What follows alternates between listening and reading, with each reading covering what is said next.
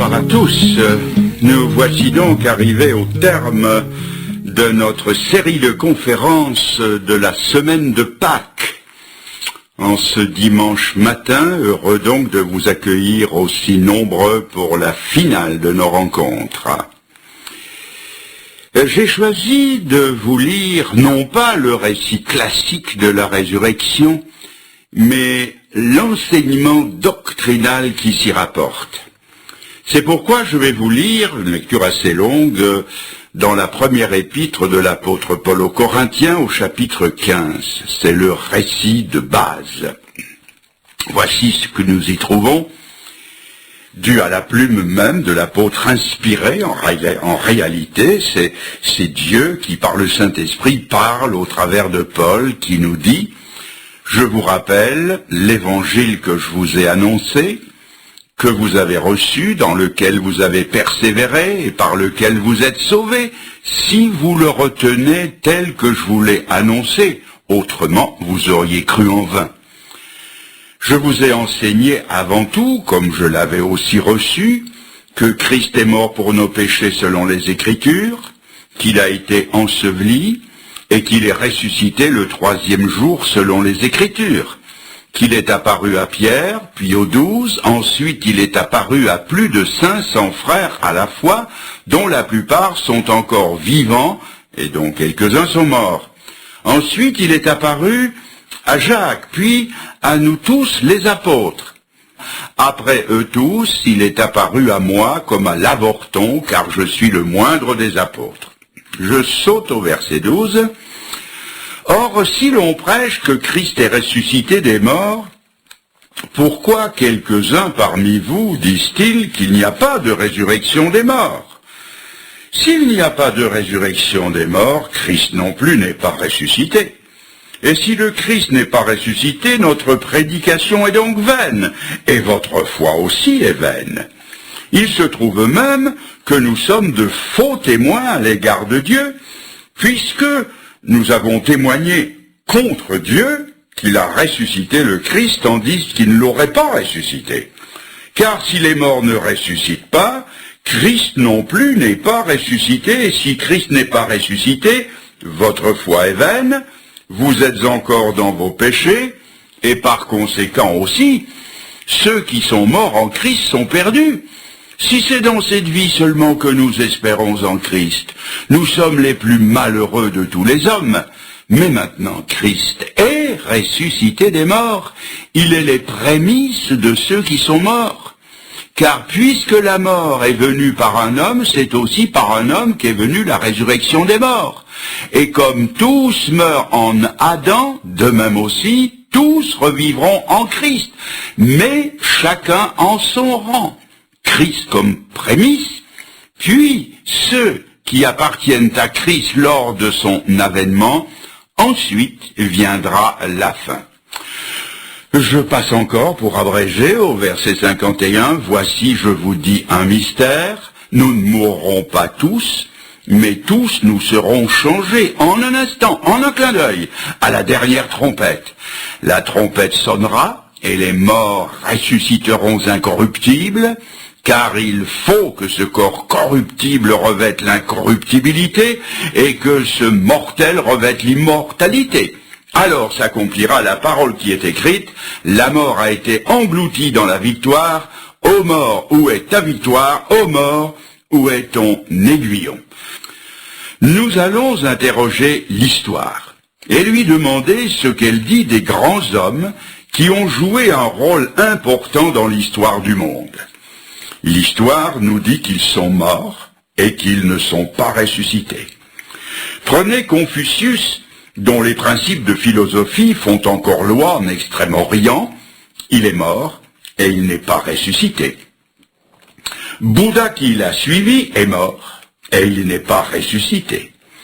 Passons maintenant en Égypte, dans la vallée des tombeaux des rois, où reposent les corps momifiés des grands fondateurs des dynasties égyptiennes. Tous sont morts et ils ne sont pas ressuscités. Prenons maintenant Mahomet, qui s'est autoproclamé le prophète de Dieu. Il a fait avancer son œuvre à la pointe de l'épée et dans des torrents de sang. Mahomet est mort, il n'est pas ressuscité, et ses disciples se disputent aujourd'hui quelques cheveux du prophète. Charlemagne, sacré empereur en l'an 800, a dirigé le Saint-Empire romain de main de maître, mais il ne reste de lui aujourd'hui que quelques os moisis. Il est mort et il n'est pas ressuscité. Napoléon, prisonnier à Sainte-Hélène, a écrit ces paroles. Alexandre, Charlemagne et moi-même, nous avons bâti des empires. Mais sur quoi les avons-nous bâtis? Sur la force. Et avant même ma mort, mon œuvre est détruite. Jésus-Christ, lui, l'a bâti sur l'amour. Et aujourd'hui encore des millions d'hommes sont prêts à mourir pour lui. Plus je pense à ces choses, plus je crois à la divinité de Jésus-Christ. Napoléon repose dans ce beau sarcophage de granit rose sur les bords de la Seine et, comme il l'a dit lui-même, au milieu de ce peuple français que j'ai aimé. Napoléon est mort, mais il n'est pas ressuscité. À Moscou, sur la place Rouge, il y a le mausolée de Lénine. Là, dans un cercueil de verre et entretenu à grands frais, repose le corps du fondateur du communisme international. Lénine est mort et il n'est pas ressuscité. Il y a quelques années, mourait l'un des plus grands hommes qui ait vécu sur cette terre, le Mahatma Gandhi. Il fut assassiné, il est mort et lui non plus n'est pas ressuscité. Il y a quelques années, une balle criminelle abattait le pasteur Martin Luther King. Il est mort et il n'est pas ressuscité. Chaque tombe, chaque cimetière, chaque monument funéraire, depuis la pyramide jusqu'au plus humble tertre, prouve que la Bible dit vrai quand elle dit « Il est réservé aux hommes de mourir une fois ». Je voudrais maintenant vous faire voir quelque chose de différent. Un homme qui a passé sur l'écran de notre histoire il y aura bientôt 2000 ans.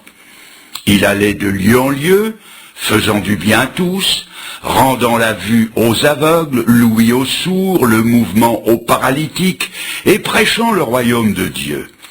Ce qui le caractérisait, c'est qu'il parlait avec autorité. Il ne parlait pas comme les prêtres ou les scribes de son temps qui disaient « Je pense, peut-être, il est possible que, on ne peut pas savoir. » Non, il parlait avec autorité. Et je voudrais que tous ceux qui aujourd'hui parlent du lieu sacré de la chair puissent aussi parler avec cette autorité, prendre à leur compte la parole des vieux prophètes qui disaient « Ainsi dit l'Éternel ». Je voudrais que tous ceux qui se disent chrétiens puissent rendre un témoignage basé sur cette affirmation « Ainsi dit l'Éternel ». C'est là le message qu'il faut pour les jours sombres que nous vivons. Mes discours n'ont pas d'importance. Mes opinions sur la philosophie ou la politique n'ont pas de valeur. Ce que le monde d'aujourd'hui a besoin, c'est d'entendre des gens qui disent avec autorité « Ainsi dit le Seigneur ».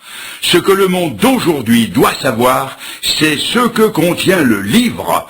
Ce que notre monde doit connaître, c'est l'opinion de Dieu. Et pourquoi ? Eh bien parce que les sciences ne satisfont pas. Elles varient de décennie en décennie. Parce que la philosophie, d'où qu'elle vienne, reste impuissante et les bras ballants devant les problèmes de notre siècle. Ce que notre monde a besoin, et il faut le dire et le redire, c'est d'une parole d'autorité, de cette autorité dont était empreint l'enseignement de Jésus-Christ. Il fut le plus grand maître de tous les temps.